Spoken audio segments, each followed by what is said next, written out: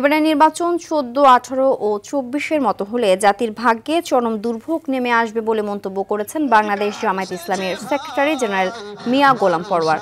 সকালে মোটরসাইকেল শোভাযাত্রার উদ্বোধনকালে খুলনার 0 পয়েন্টের পথসভায় তিনি এ মন্তব্য করেন। এ সময় তিনি আরও বলেন, আগামী নির্বাচনে ভয় ভীতি দেখিয়ে ভোটারদের যেন চাপ সৃষ্টি করা না হয়, সেজন্য ভোট কেন্দ্রে পাহারা দেওয়ার আহ্বান জানান তিনি। দলের স্থানীয় নেতাকর্মীরা এ সময় উপস্থিত ছিলেন।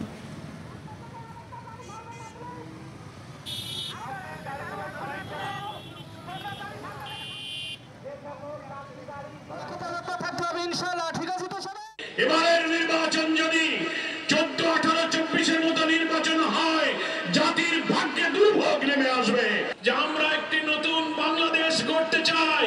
ভোট কেন্দ্রগুলো পাহারা দেবেন, ভোটারদের জন্য ভয় ভীতি কালো টাকা দিয়ে প্রচন্ড চাপ সৃষ্টি করা না হয়, প্রত্যেক দল এবং প্রার্থী সমান সুযোগ দিয়ে যেন নির্বাচনী